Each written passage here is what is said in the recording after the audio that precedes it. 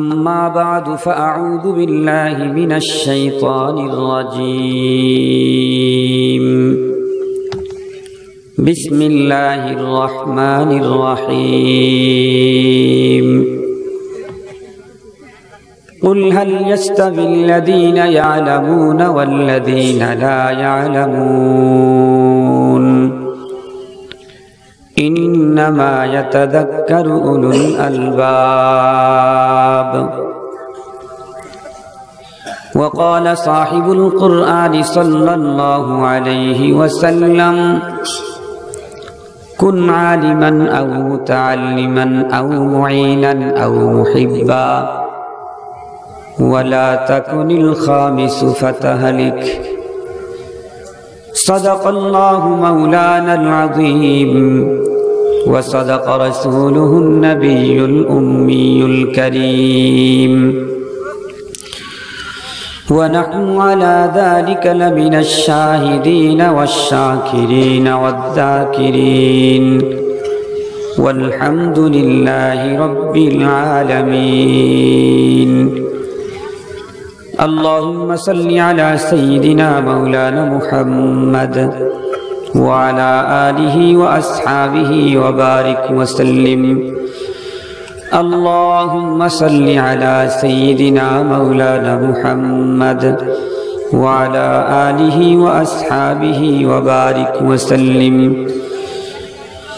يا رب صل وسلم دائما أبدا على حبيبك خير الخلق كلهم بلغ العلا بكماله كشف الدجى بجماله حسنت جميع خصاله صلوا عليه وآله محبت جرآج بلغ العلا بكماله كشف الدجى بجماله حسنت جميع خصاله صلوا عليه وآله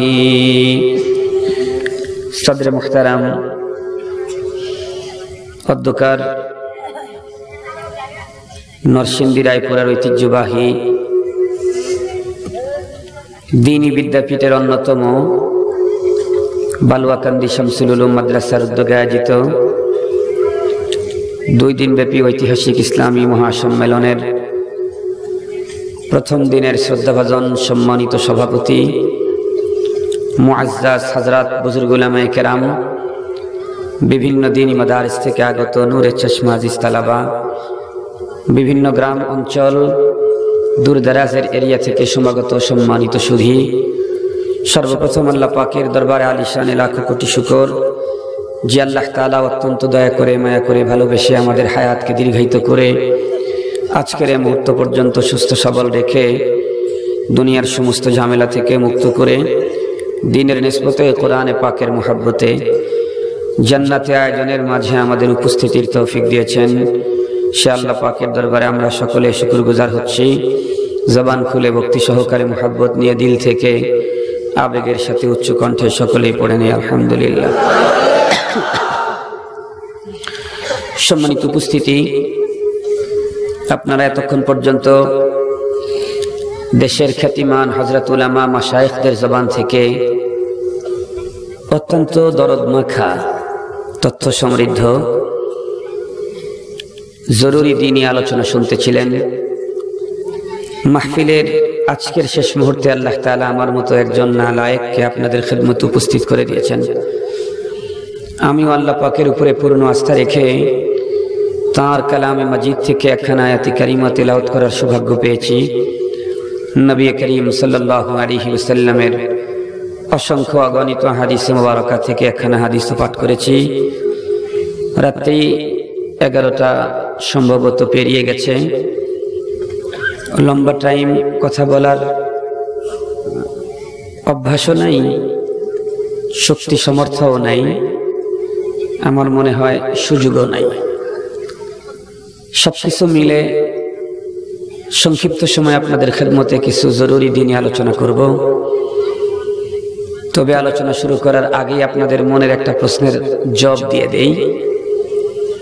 আপনারা হয়তো মনে মনে ভাবতেছেন আমি যখন প্যান্ডেলের ভিতরে ঢুকতে যাচ্ছি তখন আমার কিছু মুহিব্বিন আমাকে বলতেছিল, হুজুর আজকে কিন্তু 2.5 ঘন্টা ওয়াজ করবেন।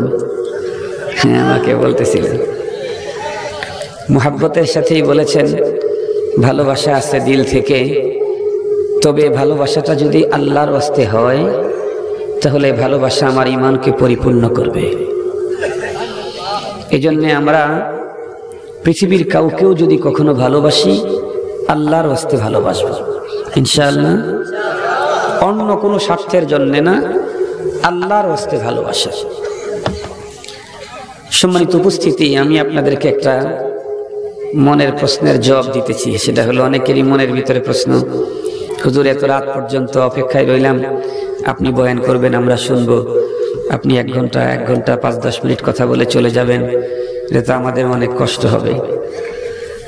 আমি আপনাদেরকে একটা কথা বলি, আপনারা যতদিন হয় আমার বয়ান শুনতেছেন, আপনারা মনে হয় একটা জিনিস লক্ষ্য করেছেন, আমি কিন্তু আমার বয়ান চলাকালীন অবস্থা কখনো দরুদ শরীফে লাগায়া দেয়া, কখনো জিকিরে লাগায়া দেয়া, কখনো কোনো ছন্দ আর গান গায়া আমি সময় পার করি না। এ কথাটা কি ঠিক? বরং আল্লাহ তাআলা আমাকে যতক্ষণ পর্যন্ত স্টেজে রাখেন, চেয়ারে, আমি ততক্ষণ পর্যন্ত আপনাদেরকে নিয়ে কিছু দ্বীনি মুযাকারা করি, জিকির করি। কখন জিকিরের ফজিলত বয়ান করি, তখন তাৎক্ষণিকভাবে ওটার থেকে উপকৃত হওয়ার জন্য জিকির করি। কিন্তু এমনিতেই সময় পার করার জন্য জিকির করা, দরুদ শরীফ পড়া, ছন্দটন্দ, গান টান গাওয়া, এগুলা কিন্তু আমি গাই না। এই জন্যে স্বাভাবিকভাবে, সবার কথা বলতেছি না, অনেক যারা এগুলা করে তাদের 2 ঘন্টার ওয়াজ যতটুক, আমার 1 ঘন্টার ওয়াজ ততটুক। তাইলে আমি 1 ঘন্টা বয়ান করলে কিন্তু অনেকের 2 ঘন্টার সমান হবে, তাই না? এই যে ইসওয়ালে মুকাদ্দারের জবাবটা দিয়ে দিলাম। এজন্যে আপনারা যেটা চেয়েছেন ওইটাও হইল, আর আমি যেটা চাইতেছি এটাও হইল। ভাবতেছিলাম আজকে কোন বিষয় নিয়ে আপনাদের খেদমতে আলোকপাত করব। এই মাদ্রাসায় এর আগে আমার একবার আসার সুযোগ হয়েছিল, আপনাদের মনে পড়ে কি? ঈশান নামাজের পরে মনে হয় সংক্ষিপ্ত সময় কিছু দিনই আলোচনা করার আল্লাহ তাআলা সুযোগ করে দিয়েছিলেন। আজকে আমার এখানে দ্বিতীয়বারের আসা। তো ভাবলাম মাদ্রাসাটা দাওরায়ে হাদিস এই বছর প্রথম খুলেছে, এই জন্যে দ্বীনি প্রতিষ্ঠান, দ্বীনি শিক্ষা, বিশেষ করে কোরআনে পাকের আজমত, তার মাহাত্ম্য এবং গুরুত্ব সম্পর্কে আজকে আপনাদের খেদমতে আলোকপাত করতে চাই। আপনারা কি বলেন? ভালো হবে না ইনশাআল্লাহ? সবচেয়ে বড় কারণ এই বিষয়টাকে চয়েস করার পিছনে, আমার মন চায় প্রতিটি মাহফিলেই আমি ওয়াজ করি, প্রতিদিন ওয়াজ করি। কেন? দিন যত গড়াচ্ছে, কেন যেন মুসলমানদের অন্তর থেকে কোরআনে পাকের আজমত, মুহাব্বত কমে যাচ্ছে। সবার না, তবে অধিকাংশ দিন যত গড়াচ্ছে, মুসলমানদের পার্সেন্টেজ বাড়তেছে, যাদের দিল থেকে কোরআনে পাকের আজমত, কোরআনে পাকের গুরুত্ব, কোরআনে পাকের মহত্ব, তার তাৎপর্য, তার দাম, তার প্রয়োজনীয়তা আমাদের দিল থেকে চলে যাচ্ছে। আপনারা শুনলে অবাক হবেন, 1-1.5 বছর 2 বছর আগে এক ভদ্রলোক আমাকে ফোন করলো কুষ্টিয়া থেকে।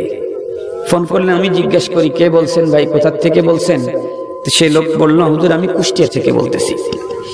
কুষ্টিয়াতে আবার আমার অনেক মুরিদান আছে, যারা আমার সাথে তাদের ইসলাহের তাআল্লুক, আমার কাছে বাইয়াত, এরকম শত শত মুরিদান আছে।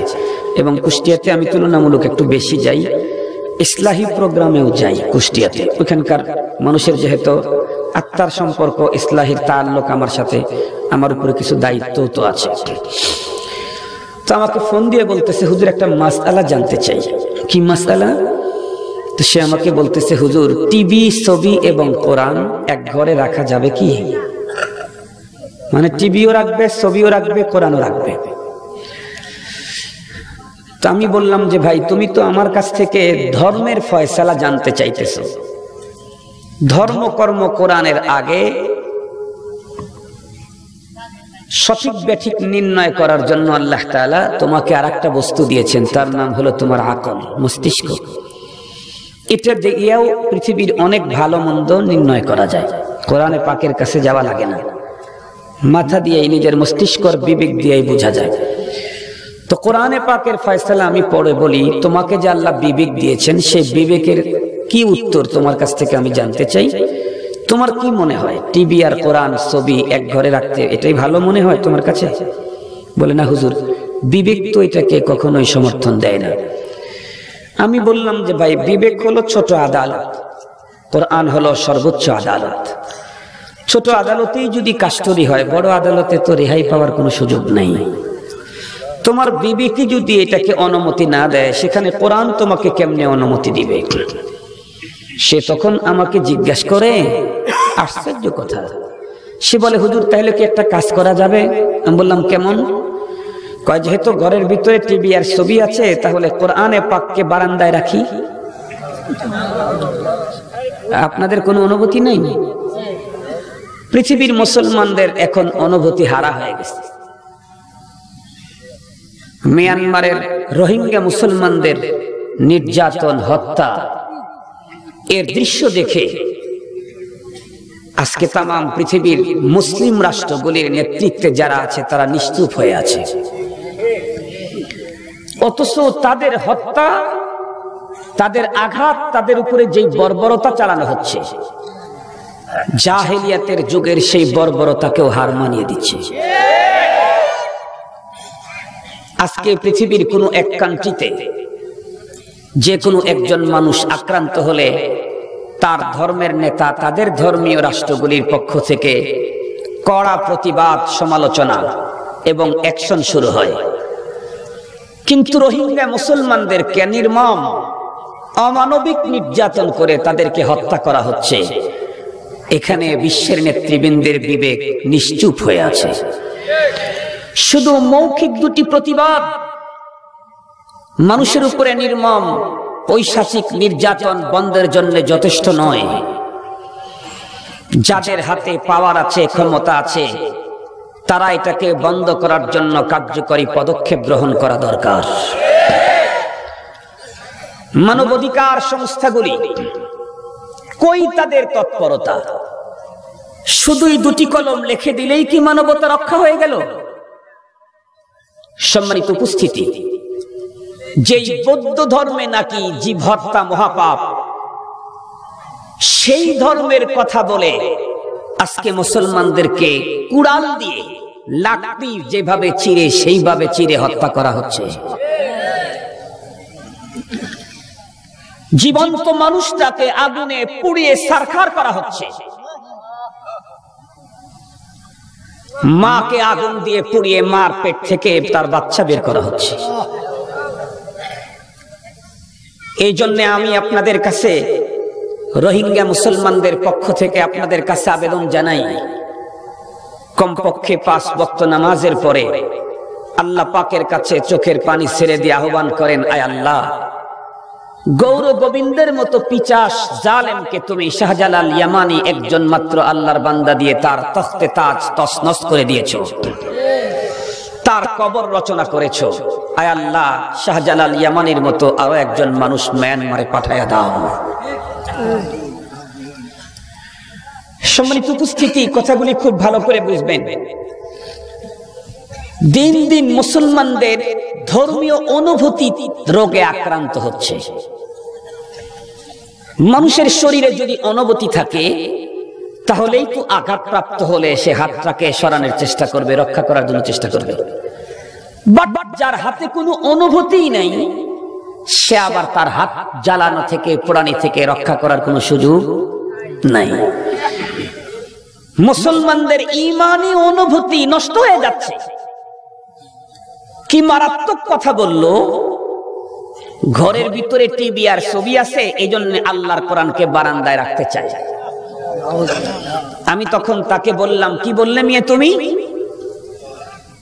আল্লাহর কোরআন, যেই কোরআনের কারণে সূর্যের চলার ধারাবাহিকতা এখনো ঠিক আছে, যেই কোরআনের কারণে বাতাসের ভিতরে অক্সিজেন পরিমিত আছে, যেই কোরআনের কারণে আসমান থেকে স্বচ্ছ পানির বৃষ্টিধারা আজও চালু আছে, যে কোরআনের কারণে জমিন এখন পর্যন্ত তার ভারসাম্যকে টিকে রেখেছে। এই কোরআন একটা মিনিটের জন্য পৃথিবী থেকে অ্যাবসেন্ট হলে সূর্য পাগল হবে, চন্দ্র পাগল হবে, জমিন তার ভিতরের সকল খনিজ সম্পদ বের করে দিবে, আসমান চূর্ণ বিচূর্ণ হয়ে যাবে, পাহাড়গুলি তুলার মতো উঠতে থাকবে। সেই কোরআনকে ঘর থেকে বের করে দিয়ে বারান্দায় রাখবা, টিভি আর ছবির ধাক্কায়। তুমি কি মুসলিম? আমি তাকে জিজ্ঞাসা করলাম, তুমি কি মুসলিম? তুমি কি সত্যিই কোরআনের প্রতি বিশ্বাস রাখো?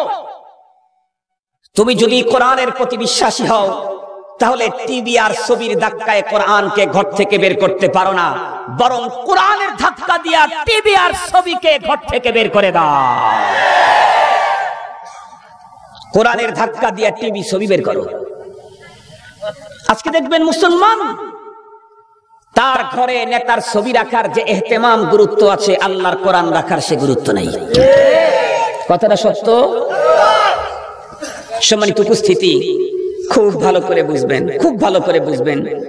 আজকে বাবার অভিযোগ সন্তান মানে না, মার অভিযোগ সন্তান মানে না, স্বামীর অভিযোগ স্ত্রী মানে না, উস্তাদের অভিযোগ ছাত্র মানে না, পীরের অভিযোগ মুরিদ মানে না, নেতার অভিযোগ অধীনস্থরা মানে না। আরে তোমার অধীনস্থ তোমাকে কি করে মানবে? আমার সন্তান আমাকে কি করে মানবে? আমার স্ত্রী আমাকে কি করে মানবে? আমি তো আমার সৃষ্টিকর্তা আল্লাহর কোরআনকেই মানতেছি না, আমার রবকে আমি মানতেছি না। আমার রব যে আমাকে দিক নির্দেশনা দিয়েছেন তা আমি মানি না, তো আমার ছেলে আমার দিক নির্দেশনা কেন মানবে? সম্মানিত উপস্থিতি, কথাগুলি দিল দিয়ে বুঝবেন। আজকে বাস্তব ঘটনা কিন্তু তাই। টিভি আর ছবির ধাক্কায় মুসলমানের ঘর থেকে আল্লাহর কোরআন চলে গেছে। ঠিক বললাম? তেলাওয়াত তো বন্ধ হয়েই গেছে। সাধারণ মানুষের কথা কি বলবো? আমরা যারা বিশেষ মানুষ, আমরাও তো কোরআনে পাকের সেই তেলাওয়াত করি না যেই তেলাওয়াত করতেন মুহাম্মদুল্লাহ হাফিজ রহমাতুল্লাহ আলাইহি। মুহাম্মদুল্লাহ হাফিজ রহমাতুল্লাহ আলাইহি কোরআনে পাকের যেই পরিমাণে তিলাওয়াত করতেন, কই আজকে সে তেলাওয়াতের মানুষ কই? আমরাও তো কোরআনে পাকের তিলাওয়াত অত ব্যস্ত না, ফেসবুক দেখতে যত ব্যস্ত। অতটি সম্পর্ক নাই কিসের সাথে? আর একটা জানি কি, নেট ইন্টারনেটের সাথে সম্পর্ক। প্রতিদিন দৈনিক পত্রিকা আমাকে দেখতেই হবে, প্রতিদিন কোরআন তেলাওয়াত না করলেও চলে। বাস্তব বললাম না? বাস্তব বললাম। এই যদি হয় আমাদের হালত, তাহলে আমাদের কপালে তো নির্যাতন, নিষ্পীষণ, লাঞ্ছনা, গঞ্জনা আসবে, এটাই স্বাভাবিক। সম্মানিত উপস্থিতি, যে অঞ্চলে, যেই এরিয়াতে সরকার দলীয় এমপি থাকে, ওই এরিয়াতে ডেভেলপ বেশি হয়, উন্নয়ন বেশি হয়। যেই এরিয়াতে বিরোধী দলীয় নেত্রী থাকে, এই এমপি থাকে, তুলনামূলক সেই এরিয়াতে ডেভেলপ, উন্নয়ন কম হয়। ঠিক বললাম না? ঠিক বললাম? যেই জমিনের, যেই ভূখণ্ডে আল্লাহ পাকের দাসত্ব আর গোলামি করার মানুষ বেশি থাকবে, সেই এরিয়াতে আল্লাহ তাআলা উন্নয়ন আর শান্তি বেশি দিবেন। এটাই স্বাভাবিক, এটাই স্বাভাবিক। দেখেন না, তাম পৃথিবী দখল করে আছে অন্যরা। যদিও আমাদের আমল সুন্দর না, কিঞ্চিত হলেও আমাদের ঈমান থাকার কারণে, কিঞ্চিত হলেও আমাদের ঈমান থাকার কারণে, খুব ভালো করে বুঝবেন, আল্লাহ তাআলা বলুন তো দেখি, পৃথিবীর অন্য রাষ্ট্রের জমিনের নিচে যেই সম্পদ দিয়েছেন, মুসলমান সংখ্যা গরিষ্ঠ দেশগুলির জমিনের নিচে সম্পদ তার চাইতে কম দিয়েছেন না বেশি দিয়েছেন? পৃথিবীর সমুদয় খনিজ সম্পদের প্রায় 12 আনা মুসলমানদের শাসিত দেশের জমিনের নিচে দিয়েছেন আল্লাহ তাআলা। এ মুসলমান যদি আল্লাহ পাকের সাথে সম্পর্ককে গাঢ় করত, তাহলে কি হতো? আল্লাহ তাআলা তার রাসূলকে দিয়েই বুঝাইয়া দিয়েছেন, ওগো রাসূল, আপনি বলুন, আপনি আমার সাথে মারাত্মক সুন্দর সম্পর্ক, আমি আপনাকে মহব্বত করি, আপনি আমাকে সাংঘাতিক মহব্বত করেন, আপনি বললেই তুর পাহাড় আপনার জন্য স্বর্ণ বানিয়ে দেব। কি বোঝা গেল? কি বোঝা গেল? উম্মতে মুহাম্মাদি পৃথিবীর যে কান্ট্রিতেই থাকবে না, সে যত আল্লাহর সাথে সম্পর্ক গভীর করবে আল্লাহ তাআলা তাদের জন্য দুনিয়া এবং আখিরাতের শান্তির ব্যবস্থা দিয়ে দিবে। কত চাই সম্মানিত সুধী, কি লেখছে ফেসবুক ও অন্যান্য মিডিয়ায় সেলফি ও আবাদ ছবি তোলা বন্ধের জন্য কিছু হেদায়েত। জি জি, সব কথা একদিন বলতে পারবো, সংক্ষিপ্ত সময় কথা বলবো যে বিষয়টা আছে বিষয়টা বুঝাবার জন্য। তো যেহেতু দিন দিন মুসলমানদের অন্তর থেকে আল্লাহর কোরআনের প্রতি আজমত, গুরুত্ব, মহত্ব, মর্যাদা চলে যাচ্ছে, এই জন্য আজকে আমি আল্লাহর কোরআনের মর্যাদা, তার মহত্ব এবং গুরুত্ব সম্পর্কে আলোচনা করতে চাই। কথা কি বুঝে আসছে আপনাদের? সম্মানিত উপস্থিতি, আপনারা জানেন এই পৃথিবীতে ব্যক্তি যত বড় হয় তার কথার দাম তত বেশি হয়, ঠিক? আপনারা বলেন তো দেখি, একজন মেম্বারের কথার চাইতে একজন চেয়ারম্যানের কথার দাম বেশি না? দাম বেশি। চেয়ারম্যানের কথার চাইতে এমপির কথার দাম আরো বেশি, এমপির কথার চাইতে মন্ত্রীর কথার দাম আরো বেশি, একজন নরমাল মন্ত্রীর কথার চাইতে প্রাইম মিনিস্টারের কথার দাম আরো বেশি। তার মানে ব্যক্তি যত বড় হবে তার কথার দাম তত বাড়বে। আমি জিজ্ঞাসা করি, কোরআন কার কথা? কোন সন্দেহ আছে কি? আল্লাহ যেমন মহান, তার কালাম কোরআন তত মহান। আল্লাহ যেমন দামি, তার কোরআনে পাক তত দামি। দামি জিনিসের সাথে সম্পর্ক যারা রাখে তারা কি বেদামি হয় না দামি হয়? আপনাদেরকে সহজে বোঝার জন্য বলি, আমাদের দেশের মন্ত্রী আছে না, মন্ত্রী, আমাদের দেশের মন্ত্রী, একজন মন্ত্রী হয় কয় বছরের জন্য? সর্বোচ্চ লিগ্যাল পন্থায় 5 বছর। এর চাইতে বেশি থাকতে চাইলে অবৈধ পন্থায় থাকতে হবে। মাত্র 5 বছরের জন্য লিগ্যাল পন্থায় মন্ত্রী হলো। এই মন্ত্রীর মর্যাদা বাড়ার কারণে দেখবেন মন্ত্রীর সাথে যাদের সুসম্পর্ক তাদেরও মর্যাদা বেড়ে গেছে। মন্ত্রীর ভাই সে কিন্তু আর এক মন্ত্রী, ঠিক বললাম না? ঠিক বললাম?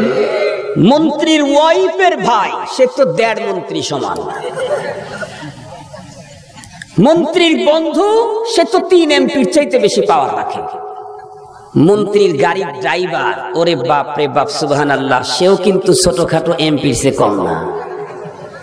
মন্ত্রীর বাসার সিকিউরিটি গার্ডের দায়িত্বে নিয়োজিত, আমার মনে হয় তার মর্যাদাও থানা লেভেলের সরকার দলীয় নেতার চাইতে কম না।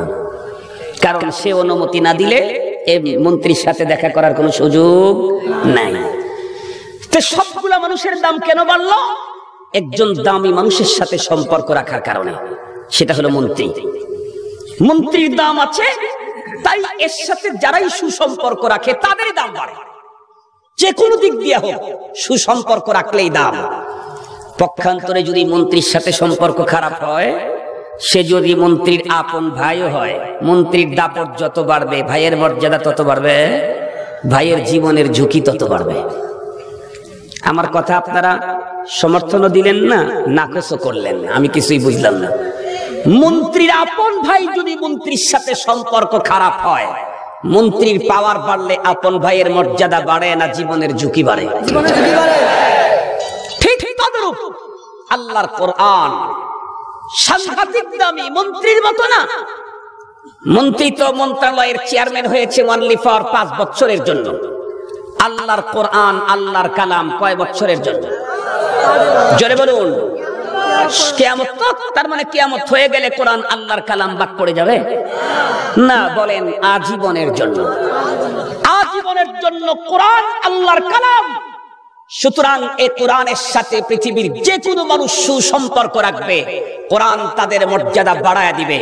কোরআনের সাথে যদি কেউ সম্পর্ক খারাপ রাখে, সে যদি এমন ফ্যামিলির সদস্য হয় যেই ফ্যামিলিতে আল্লাহর কোরআন নাজিল হয়েছে, এরপরেও তার বাঁচার কায়দা নাই।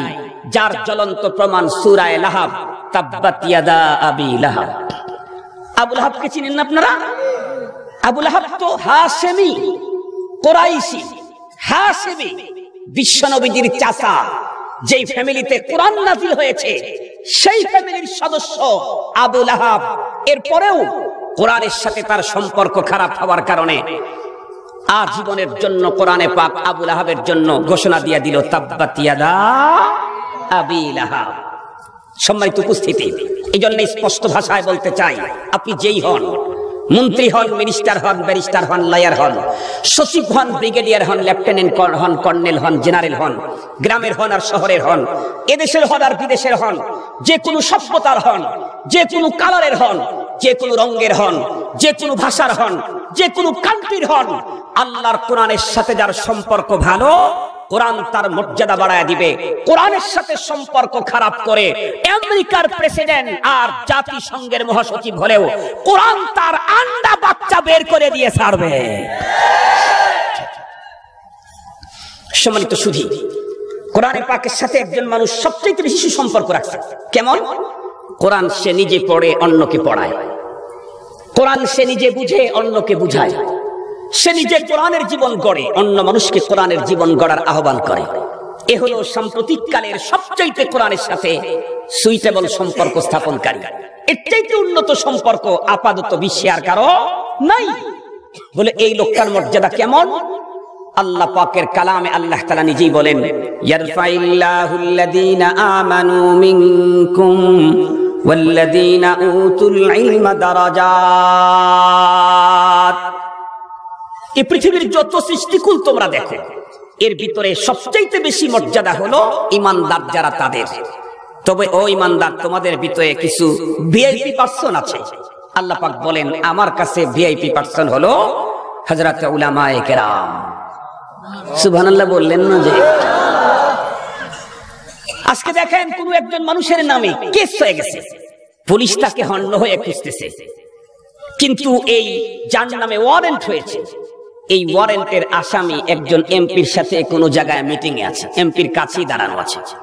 যেই পুলিশ তাকে খুঁজতেছে, ওই পুলিশ ডিউটিতে এসে দেখে যাকে এতদিন হয়ে খুঁজি সে তো হাতের নাগালে। পুলিশ যদি সাহস করে আগায়াও আসে, এমপির পাশে যখন দাঁড়ায় ছেলেটাকে যখন নিয়ে যেতে চাইবে, বলেন তো দেখি এমপি কি বলবে? এই কি বলবে? স্যার ওর নামে ওয়ারেন্ট আছে। বলবে যাও আমি দেখবো। আল্লাহর আদালতে কিছু মানুষের জন্য যখন ওয়ারেন্ট হবে, এই লোকটা যদি উলামায়ে কেরামের সাথে সম্পর্ক রাখে, আলেমের কাছে দাঁড়ায়, ফেরেশতারা যখন তাকে ধরে নিয়ে জাহান্নামে দিতে আসবে, উলামায়ে কেরাম বলবে কি? বলে এর নামে ওয়ারেন্ট আছে। বলে যাও আমি দেখবো। ইয়াশফাউ ইয়াউমাল কিয়ামাতি আল আমবিয়া ওয়াল উলামা থুম্মা শুহাদা। আমার রাসূল বলেছেন, কিয়ামতের দিন সর্বপ্রথম সুপারিশ আম্বিয়ায়ে কেরাম, দ্বিতীয় নম্বরে উলামায়ে কেরাম। শহীদদেরও আগে উলামায়ে কেরামকে সুপারিশ করার মর্যাদা দেওয়া হবে। এরা হলো আখিরাতের ভিআইপি পারসন, আল্লাহ পাকের কাছে ভিআইপি পারসন। নবীজি বলেন, খায়রুকুম মান তাআল্লামাল কুরআন ওয়া আল্লামা। এই বর্তমান জমিনের উপরে সর্বশ্রেষ্ঠ মানুষ হলো তারা যারা কোরআন পড়ে, পড়ায়, কোরআন বুঝে বুঝায়, কোরআনের জীবন গড়ে, অন্য মানুষকে কোরআনের জীবন গড়ার আহ্বান করে। তারা সবচাইতে শ্রেষ্ঠ, কোরআনের সাথে বেশি সম্পর্ক, পৃথিবীর সর্বশ্রেষ্ঠ বানিয়ে দিয়েছে কোরআন।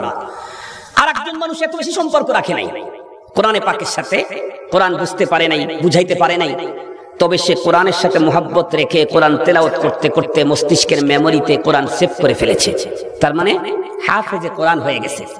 ও যদি পরবর্তী লাইফ স্টাইল কোরআনের পদ্ধতিতে কাটাইতে পারে, আল্লাহ পাকের রাসূল বলেন, এ তো আল্লাহ পাকের জান্নাতের মেম্বারশিপ পেয়ে গেল।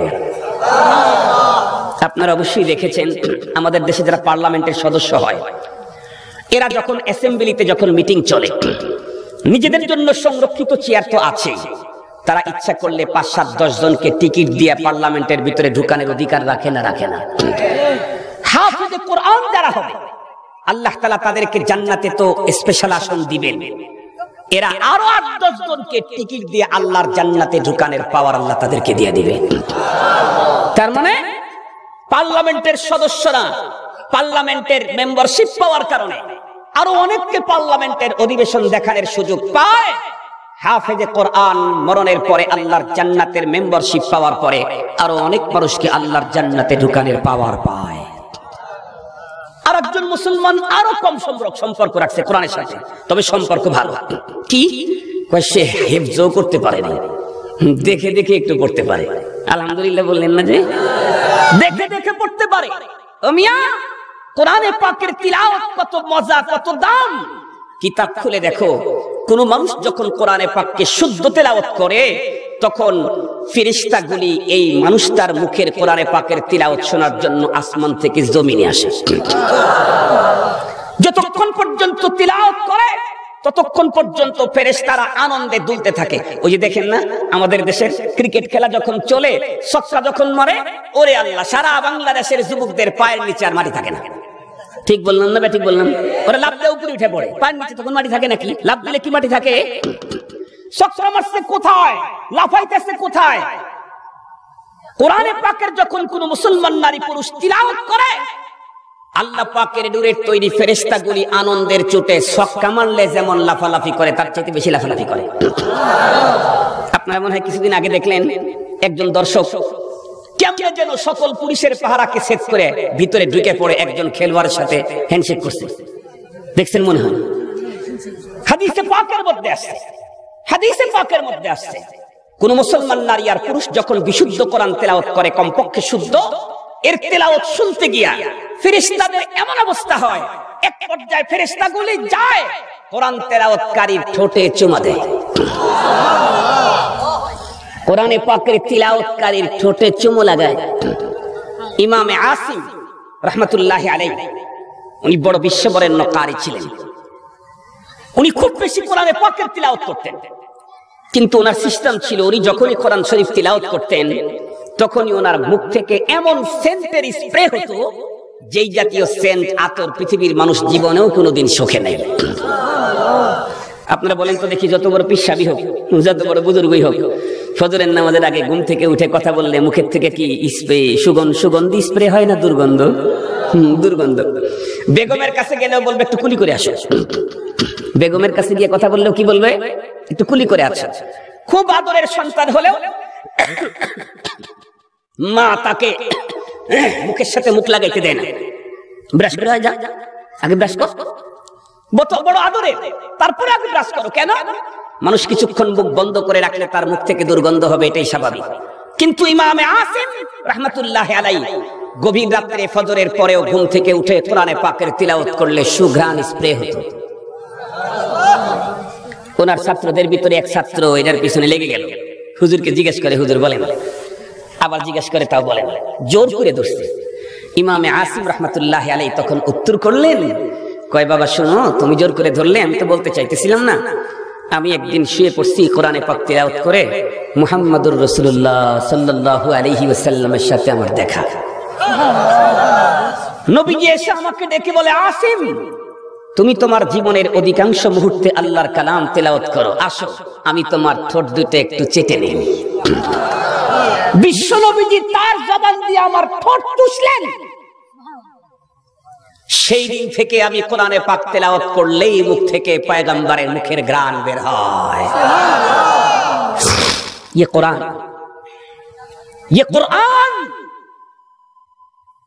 যেই জাতি কোরআনকে ধরবে সেই জাতি মাটির তৈরি হলেও নূরের তৈরি ফেরেশতার চাইতে তার মর্যাদা কোরআন বাড়ায় দিবে। পৃথিবীর যেই জাতি কোরআনে পাকের সাথে সম্পর্ক রাখবে, কোরআনে পাককে আঁকড়ে ধরবে, পৃথিবীর জমিনে বসে আসমানের মালিকের কাছে চাইবে, আল্লাহ আসমান থেকে ফেরেশতা পাঠায়া তার সহযোগিতা করবে। মুসলমান ভাইরা রে, আমার কথাগুলা দিল দিয়ে বুঝবেন। তৃতীয় নম্বরে, একজন মুসলমান আল্লাহ পাকের কোরআনের সঙ্গে অত বেশি সম্পর্ক রাখতে পারে নাই, অত গভীর সম্পর্ক রাখতে পারে নাই, তবে আল্লাহ পাকের কোরআনুল কারীম তেলাওয়াত করার মতো যোগ্যতা অর্জন করেছে। প্রতিদিন সকাল সন্ধ্যায় আল্লাহ পাকের কোরআনে পাকের তিলাওয়াত করে। যখন তেলাওয়াত করে চোখের পানি ছেড়ে আবেগ আপ্লুত হয়ে বন্ধুরা আমার কাঁদতে থাকে। তার জবানের ভিতরে এমনটি বন্ধুরা আমার আবেগ থাকে, জবানে यार मन तुर्की व मन तुर्की नमीदानम अगर बूदे चे खुशबू दे जबान अशबर देहाने मन अगर बूदे चे खुशबू दे जबान अशबर देहाने मन। ওগো মাবুদ, তোমার ভাষা আরবি, আমার ভাষা বাংলা। আমি তোমার কোরআনে পাক তেলাওয়াত করে তোমার ভাষা বুঝি না। আমি যদি তোমার ভাষা বুঝতাম তাহলে তোমার ভাষা বুঝলে যে আমার কত মজা লাগতো, কত সুন্দর মজা পাইতাম।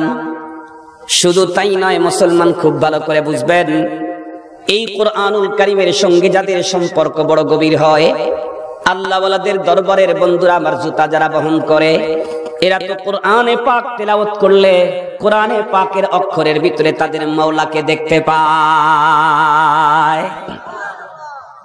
দরসুখুন মখফি মানাম চুবুয়ে গুলদার বুর্গে গুল, দরসুখুন মখফি মানাম চুবুয়ে গুলদার বুর্গে গুল, হর কে দীদান মাইলে দারাদ দরসুখুন বিনাদ মোরা, হর কে দীদান মাইলে দারাদ দরসুখুন বিনাদ মোরা।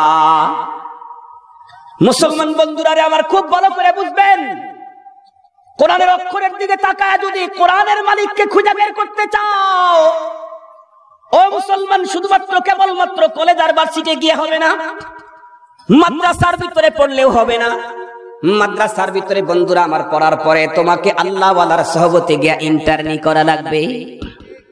মেডিকেল কলেজ পর্যন্ত, কলেজের ভিতরে গিয়া এমবিবিএস পর্যন্ত পড়ার পরে দক্ষ বিজ্ঞ এক্সপার্ট একজন ডক্টরের কাছে থেকে দীর্ঘদিন পর্যন্ত ইন্টার্নি না করলে সে যেমন বন্ধুরা আমার প্লেন এক্সরের ফিল্মের দিকে তাকায়া বন্ধুরা আমার রোগীর দেহের পাথরগুলি অতক্ষণ পর্যন্ত বুঝে না, যতক্ষণ পর্যন্ত ইন্টার্নি না করে।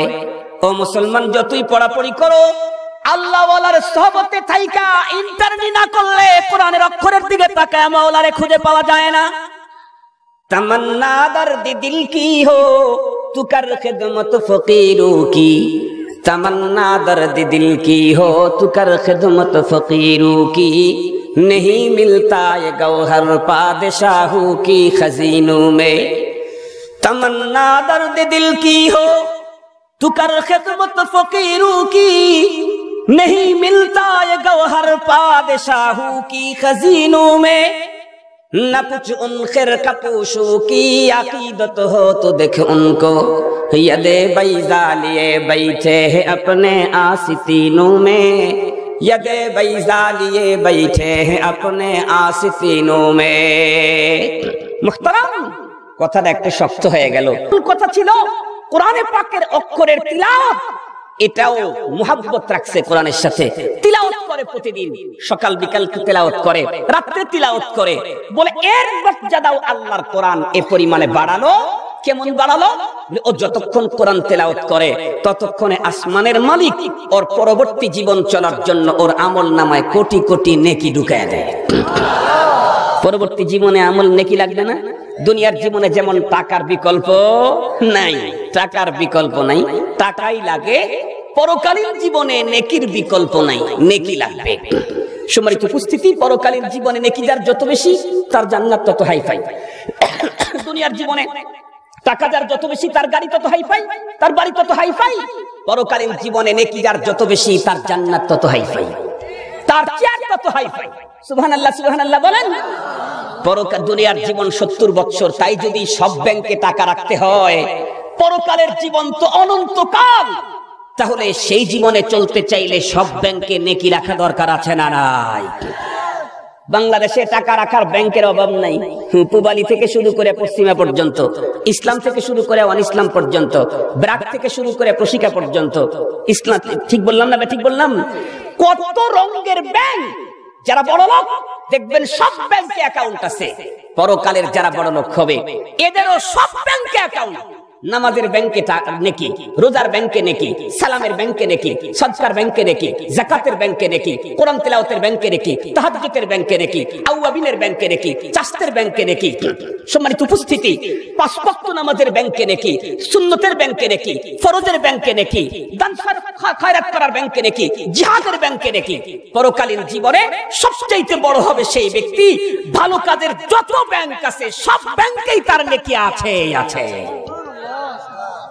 খালি নেকি আর নেকি। সালামের ব্যাংকে কোটি কোটি নেকি, যাকাতের ব্যাংকে কোটি কোটি নেকি, নামাজের ব্যাংকে কোটি কোটি নেকি, চাষতের আওয়াবিন তাহাজ্জুদের ব্যাংকে কোটি কোটি নেকি। সুবহানাল্লাহ, সুবহানাল্লাহ, সুবহানাল্লাহ। কোরআনে পাকের তিলাওয়াতের ব্যাংকে কোটি কোটি কোটি কোটি নেকি। আসমানের মালিক তো দুনিয়ার মানুষদের সাথে সহজে ব্যবসা করার জন্য আল্লাহ তাআলা পদ্ধতি শিখিয়ে দিয়েছেন। ওই যে একটা দোয়া আমি মাঝে মাঝে বলি না, একবার বললে 20 লাখ নাকি, একবার বললে কত লাখ নেকি? 20 লাখ নেকি। দেখেন তো, আমি যত সহজে আপনাকে 20 লাখ নেকি অর্জন করায় দিতে পারবো, আল্লাহর মেহেরবানিতে পৃথিবীর কোন নেতা আপনাকে অত সহজে এতগুলি টাকা জোগাড় করে দিতে পারবে না। আমি দেখেন, লা ইলাহা ইল্লাল্লাহু ওয়াহদাহু লা শারীকা লাহু আহাদান সামাদান লাম ইয়ালিদ ওয়া লাম ইউলাদ ওয়া লাম ইয়াকুল লাহু কুফুয়ান আহাদ। 1 মিনিট কি পুরা লেগেছে মনে হয়? আমার কিন্তু 20 লক্ষ ইনকাম হয়ে গেছে। আপনি বলেন এই আধা মিনিটের ভিতরে 20 লাখ ইনকাম কঠিন নাকি বলেন? না, 20 লাখ টাকা ইনকাম এটা অনেক কঠিন না? অনেক কঠিন। দুনিয়া বোঝা সহজ, করা কঠিন। আখিরাত বোঝা যতটুকু কঠিন, ইনকাম করা তার চাইতে 1000 গুণে সহজ। সম্মানিত উপস্থিতি, সেদিকে যেতে চাই না। আর একজন মানুষ কোরআনে পাকের সাথে সম্পর্ক রাখছে আরো কম, তোমার সম্পর্কটা আরো নরমাল। কি? ওই কোরআন তেলাওয়াত করতে জানে না। তেলাওয়াত করতে জানে না, তাহলে কি সম্পর্ক? তেলাওয়াত করার সুযোগ ছিল না, তবে কোরআনের প্রতি তার এত প্রেম, এত মুহাব্বত, এত ভালোবাসা, এত ভক্তি, এত শ্রদ্ধা, সে কোরআন পড়তে পারে নাই। এই আবেগ নিজেকে বুঝাইতে না পেরে প্রতিদিন আল্লাহর কোরআনকে সে ধরে, বুকের সাথে লাগায়, কপালের সাথে লাগায়, মুখের সাথে লাগায়, চুমু খায়, আবেগের সাথে কাঁদে, কোরআনের অক্ষরের দিকে তাকায় তাকায় আবেগ আপ্লুত হয়ে চোখের পানি ছেড়ে দেয়। আপনারা বলেন তো দেখি, মার চেহারার দিকে তাকাইলে নাকি হয় না? হয় না? খানায় কাবার দিকে তাকাইলে নাকি হয় না? হয় না? আল্লাহর কোরআনের অক্ষরের দিকে তাকাইলে নাকি হবে না? জোরে বলেন। আপনারা জানেন কি না, বাংলাদেশে কিন্তু মৌলবী মেলা রকমের আছে, হুজুর মেলা রকমের আছে। এক প্রকারের হুজুর আছে, তারা আপনাদেরকে ফতুয়া দিবে, কোরআন শরীফ দেখলে নাকি তো দূরের কথা, না বুঝিয়ে পড়লেই নাকি হয় না। এই জাতীয় ফতুয়া দেওয়ার হুজুর আমাদের বাংলাদেশে আছে না নাই? তাদেরকে যদি অন্য কোথাও না পান, তাহলে ওই জায়গাতে পাবেন যেখানে রুনা লায়লাকে পাওয়া যায়। বুঝাইতে পারছি? বুঝাইতে পারছি তো? অন্য কোনো জায়গায় পারার না পান, মমতাজকে যেই পর্দায় পাবেন তাদেরকে সে পর্দায় পাবেন। সম্মানিত উপস্থিতি, এরা এই জাতীয় ফতুয়া দিবে, কোরআন শরীফ না বুঝিয়ে পড়লে নাকি কোনো নেকি নেই। বাংলাদেশের একজন বড় ডাক্তার, তার সাথে আমার লম্বা কথা হয়েছিল। সে আবার একটা তফসিরও লিখছে, মনে হয় তফসিরটা আপনাদের কারো হাতে পৌঁছিতে পারে। যুগের জ্ঞানের আলোকে কোরআনের তফসির, যুগের জ্ঞানের আলোকে কোরআনের তফসির। এই তফসিরটার ভিতরে অহরহ সাংঘাতিক ভুল সে ভুলে করে নাই, ইচ্ছাকৃত করেছে। ওই লোক ভুলে করে নাই, ইচ্ছাকৃত করেছে। তার ভিতরে ঈসা পয়গম্বর সম্পর্কে সমস্ত আহলে সুন্নাত ওয়াল জামাতের আকীদা হলো, আল্লাহ তাআলা ঈসা পয়গম্বরকে আসমানে উঠায় নিয়েছেন, কিয়ামতের আগে উনি আবার পৃথিবীতে বাইতুল মুকাদ্দাস হয়ে আসবেন। অথচ উনি কোরআনে পাকে তরজমা করতে গিয়ে লিখছেন ঈসা পয়গম্বরকে আল্লাহ তাআলা মেরে ফেলেছেন। এরকম সাংঘাতিক ভুল আছে। আপনাদেরকে বললাম কেন? ফিরি এই তফসিরটা বিতরণ করবে, খবরদার জীবনেও এই তফসির কিনবেন না, পড়বেন না, বিভ্রান্ত হবে। আহা, তো বলতেছিলাম এক আল্লাহর বান্দা কোরআনে পাক তিলাওয়াত করতে জানে না, কিন্তু কোরআনকে ভক্তি শ্রদ্ধা করে, প্রতিদিন নিয়মিত পড়তে পারে না, যে এই আবেগ দিয়ে কোরআনের অক্ষরের দিকে চেয়ে চেয়ে চোখের পানি ছেড়ে কাঁদে। হুসাইন আহমদ মাদানী রাহমাতুল্লাহি আলাইহির বড় ছেলে আসাদ মাদানী রাহমাতুল্লাহি আলাইহি, তার মুখ থেকে আমি যে ঘটনাটা শুনেছি এটা বলতেছি। ইন্ডিয়াতে একটা মহল্লা ছিল, মূর্খের মহল্লা। একজন মানুষ শিক্ষিত না, আপ টু বটম সব অশিক্ষিত, কোন শিক্ষাই জানে না, ক খ গ জানে না, এবিসিডি না, আলিফ বা তাসা তো আরো না। বুঝেন নাই? এই গ্রামের ভিতরে একজন মানুষের মরণ হলো। এখন মানুষের যদি মরণ হয়, ও যদি মুসলমান নাম লেখে, জানাজা দিয়া এই ইয়া করবে, দাফন করবে না জানাজা ছাড়াই? জোরে বলেন না কেন? জানাজা দিয়েই তো করবে। সারা জীবন ইসলামের সভ্যতা চয়েস করে নাই, এরপরেও তো 3 কাপড় 5 কাপড়ই নিবে। সারা জীবন মহিলা হওয়ার পরেও মেয়েলি পোশাক পরে নাই, প্যান্ট আর শার্ট পরছে। ওকে যখন জানাজা করবে প্যান্ট আর শার্ট দিয়ে দিবে নাকি? এটা জোরে বলেন না কেন? সম্মানিত উপস্থিতি, খুব ভালো করে মনে রাখবেন, মাথায় ওড়না রাখা তো দূরের কথা, আল্লাহর দেওয়া চুলই রাখতে চায় না। কাইটা কবি নজরুলের বেশ ধরছে।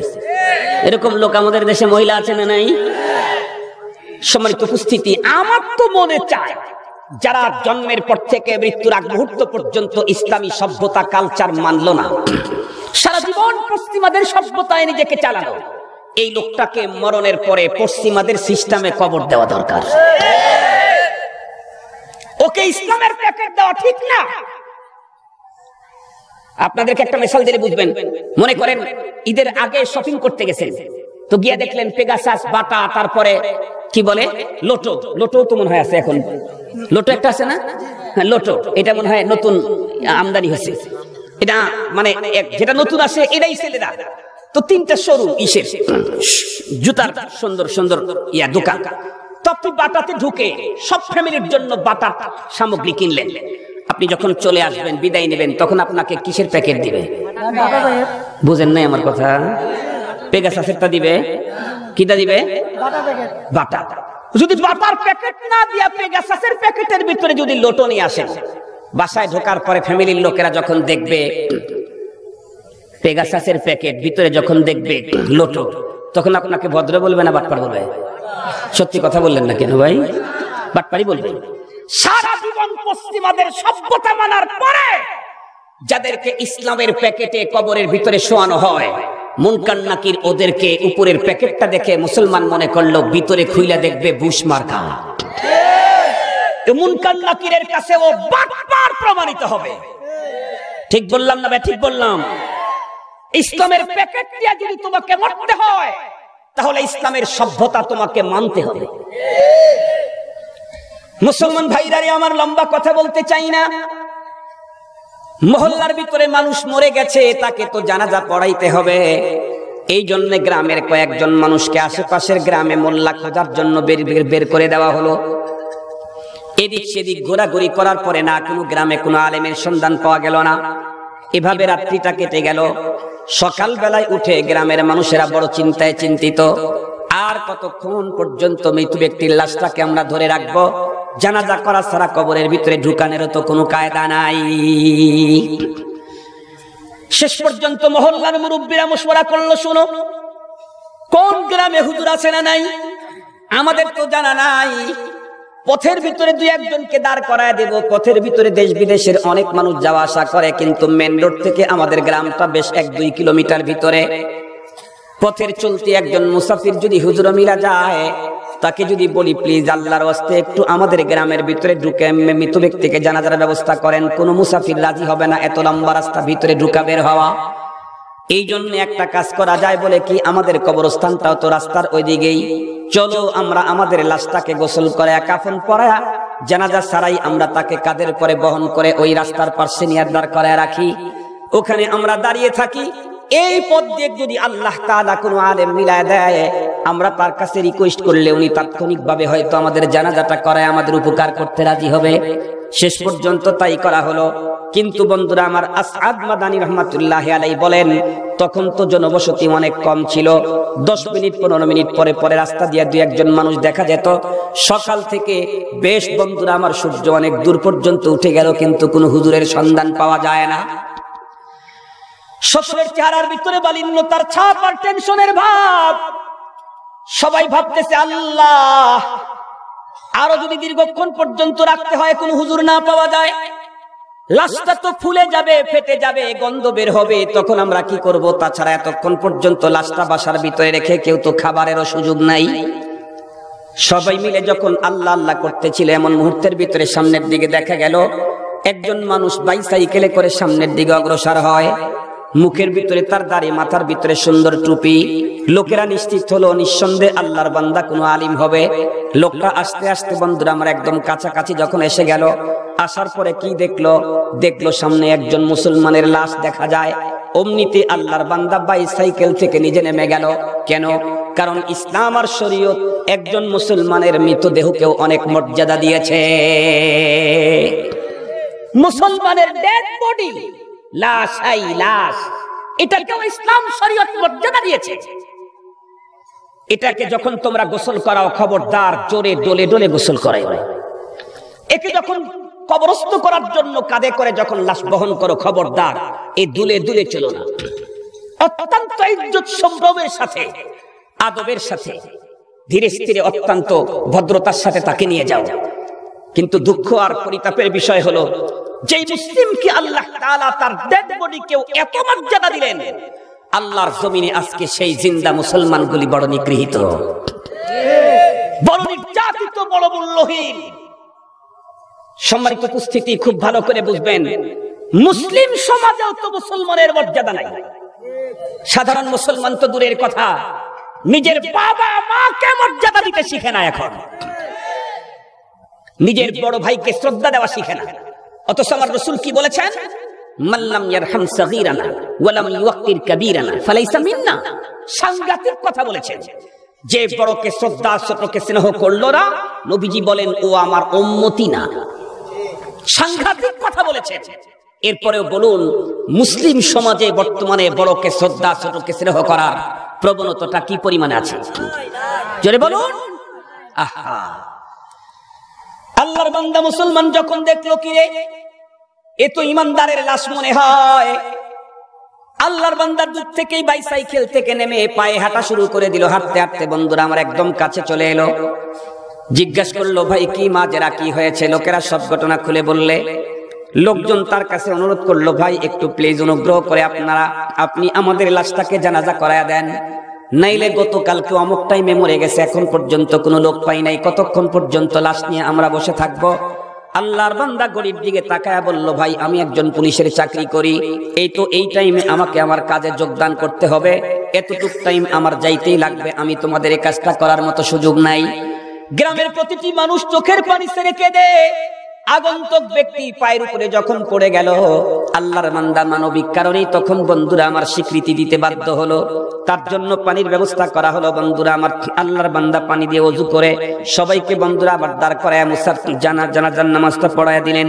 জানাজার নামাজ কমপ্লিট করার পরে উনি এখন যেতে চায়, কিন্তু মুসলমান আল্লাহর বান্দাকে গ্রামের লোকেরা যেতে দেয় না। বলে, ভাই এই লোকটাকে কোন তরিকায় কবরের ভিতরে শোয়াইতে হয়, কোন কথা বলে কোন দোয়া পড়া লাগে আমাদের তাও জানা নাই। আল্লাহর ওয়াস্তে প্লিজ একটু তুমি আমাদের এই ভাইটাকে কবরের ভিতরে কবর দেওয়ার সূচনা করায়া দিয়ে চলে যাও। মুসলমান বন্ধুরা রে আমার, আল্লাহর বান্দা মানবিক কারণে এটাতেও সম্মতি দিল।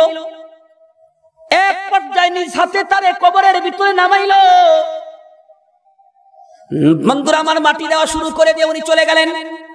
গ্রামের মানুষগুলি একদম কমপ্লিট মাটি দিয়ে কবরটাকে সুন্দর করে বন্ধুরা আমার অত্যন্ত দীর্ঘ নিঃশ্বাস ছেড়ে চলে গেল বাড়ির দিকে। স্বস্তির নিঃশ্বাস ছেড়ে তারা বন্ধুরা আমার খাবার দাবার খেয়ে মাত্র ফ্রেশ হয়েছে।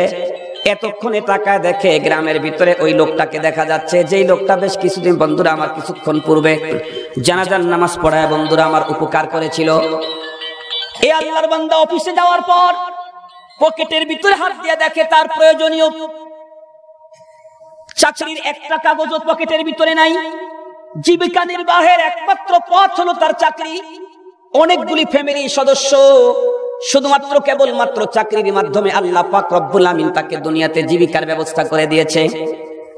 আল্লাহর বান্দার কিংকর্তব্য বিমূঢ় হয়ে গেল। উনি পিছনের দিকে কাগজের সন্ধানে বেরিয়ে এলেন। একদম কবর পর্যন্ত আসলেন, কিন্তু কোনো জায়গায় কাগজ মিলল না। আল্লাহর বান্দা থমকে দাঁড়ালেন, একটু ভাবলেন, নিশ্চিত হলেন। আমি যখন লাশটাকে কবরের ভিতরে শোয়ানোর জন্য উপর হই, তখন আমার পকেট থেকে তামাম কাগজগুলি নিঃসন্দেহে কবরের ভিতরে পড়ে গেছে। এখন এই কাগজ উদ্ধার করব কেমনে? আল্লাহর বান্দা ফিকির করে ওই মহল্লার দিকে অগ্রসর হলেন, যেই মহল্লার মানুষদেরকে জানাজার নামাজ পড়ায় উপকার করেছিলেন। তাদের কাছে গিয়ে সম্পূর্ণ ঘটনা খুলে বললে গ্রামের মানুষগুলি আতঙ্কিত হয়ে গেল। উত্তর করলো, হুজুর শুনেন, আমরা মূর্খ মানুষ, মাত্র কিছুক্ষণ পূর্বে যেই লোকটাকে কবরের ভিতরে নামাইলাম, ওই লোকের কবর আবার দ্বিতীয়বার খনন করার অনুমতি শরীয়তে আছে না নাই আমরা কিন্তু কিছুই জানি না, মূর্খ মানুষ। আপনি যা বলেন আমরা আপনার উপকার করতে এখনো রাজি আছি। হাল জাযাউল ইহসানি ইল্লাল ইহসান। উনি বললেন, ভাই আমার মনে হয় এখন পর্যন্ত লাশটা ফলে নাই, ফাটে নাই, মাত্র এক ঘন্টা বা একটু কম বেশি সময় হবে আমরা কবরস্থ করেছি, চলো যাই। গ্রামের মানুষগুলি তখন বন্ধুরা আমার হাজার হাজার মানুষ, যত গ্রামের মানুষ ছিল সবাই বন্ধুরা আমার সেখানে উপচে পড়া ভিড়। আল্লাহর বান্দা কবরের পাশে মাথার দিকে দাঁড়িয়ে কমিটমেন্ট করতেছিলেন, এইভাবে কবরকে খনন করো। কবর খনন করা, মাটি সরানো যখন হয়ে গেল, মাত্র বন্ধুরা আমার চাটাইটা যখন টান দিল, অমনিতে ফাঁক করে এমন সুঘ্রাণ বের হলো, যে জাতীয় সুঘ্রাণ জীবনেও কোনোদিন কোনো মানুষের নাকে ঢোকে নাই। সমস্ত মানুষের তখন উপচে পড়া ভিড় কবরের দিকে। আল্লাহর বান্দা দাঁড়িয়ে বললেন, বিসমিল্লাহ বলে একটা একটা করে বাঁশ সরাও। মাত্র কয়েকটা বাঁশ যখন সেখান থেকে সরানো হলো, কি দেখা গেল? আল্লাহ মাত্র 50 থেকে 60 মিনিট পূর্বে নিজ হাতে মাটির কবরের ভিতরে যেই লাশটাকে শোয়াইলাম, 50 মিনিটের ব্যবধানে এখন দেখতেছি কবরের ভিতরে আর লাশ দেখা যায় না। কেন দেখা যায় না? পুরা লাশের উপর দিয়ে এত উন্নত মানের ফুল ছড়ায় ছিটায় রাখছে, যে জাতীয় ফুল জীবনেও কোনোদিন কোনো মানুষের চোখে পড়ে না। কে বা কারা আল্লাহর বান্দার জরুরি পেপার, চাকরির পেপারগুলি সুন্দর করে মৃত্যু ব্যক্তির মাথার দিকে রেখে দিয়েছে। দৃশ্য দেখে আল্লাহর বান্দা বললেন, ক্ষণকাল দেরি করো না, দ্রুত গতিতে কাগজগুলি আমার হাতের ভিতরে দিয়ে কবরটাকে তোমরা পূর্বের মতো আবার সুন্দর করে দাও। কবরটাকে সুন্দর করে দেওয়ার পর আগন্তুক পুলিশের চাকরি বন্ধুরা আমার করে যে আল্লাহর বান্দা এতক্ষণ পর্যন্ত তার মাথার ভিতরে ছিল চাকরির টেনশন, কবরের ভিতরে এই ভাব দেখার পরে সে চাকরির কথা ভুলে গেল। কারণ তার মাথার ভিতরে ঢুকলো, একদিন তো আমাকেও কবরের ভিতরে আসতে হবে, আমার কবরটাও যাতে এমনটি হয় সে ব্যবস্থা আমাকে করা দরকার। আল্লাহর বান্দা গ্রামের লোকদেরকে ডেকে বলল, ভাই যেই লোক মরে গেছে ওর সবচাইতে কাছের লোককে, তার কাছে আমারে নিয়ে চলো। গ্রামের লোকেরা চোখের পানি ছেড়ে কেন্দে উত্তর করে, ভাই আপনি তো জানেন পুরা মহল্লাটাই হলো মূর্খের মহল্লা। এই লোকটাও ছিল বড় মূর্খ মানুষ, এ এত বড় অসহায়, দুনিয়াতে তার আপন ভাই বোন চাচা ফুবু বলতে কেউ নাই, মা বাবা নাই, স্ত্রী নাই, কোনো পুত্র সন্তানও তার নাই, শুধুমাত্র কেবলমাত্র একটা কন্যা সন্তান আল্লাহ তাআলা তাকে দান করেছিলেন। উনি তার কন্যাকে নিজের বাসাতে বিয়ে দিয়ে রেখেছিলেন, সারা জীবন মেয়ের কাছেই কাটাইলেন। একমাত্র তার কন্যা ছাড়া তার আপনজন দুনিয়াতে কেউ নাই। উনি বললেন তার কাছে নিয়ে চলো। ওই লোকের কন্যার কাছে যাওয়ার পর আল্লাহর বান্দা পর্দা মেনটেন করে যখন বলল, মাগো মাত্র 50-60 মিনিট পূর্বে নিজ হাতে তোমার আব্বাকে যেই কবরের ভিতরে নামাইলাম, বিশেষ প্রয়োজনের কারণে কবর খনন করতে গিয়ে দেখলাম 50 মিনিটের ব্যবধানে আসমানের মালিক তোমার আব্বার কবরটাকে জান্নাতি ডেকোরেশন করেছে। তোমার আব্বা কোন আমল করতো মা, ওই আমলটা তো আমার জীবনেও দরকার।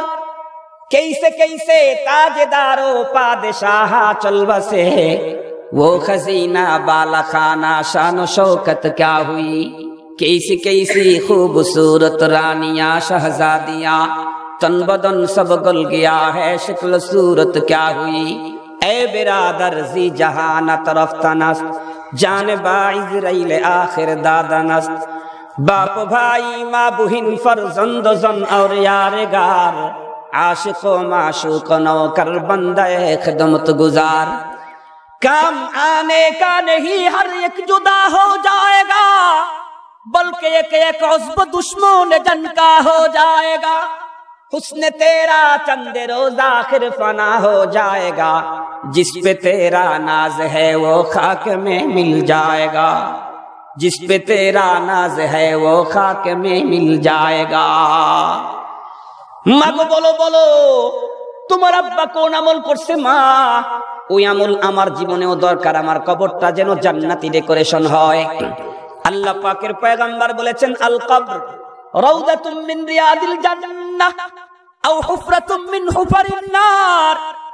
এই কথা বলতেই মেয়েটি আবেগ আপ্লুত হয়ে চোখের পানি ছেড়ে কেঁদে উত্তর করে, আঙ্কেল আপনি তো জানেন আমাদের পুরা মহল্লাটাই মূর্খের মহল্লা, আমার আব্বাও ছিলেন একজন কমপ্লিট গন্ড মূর্খ মানুষ।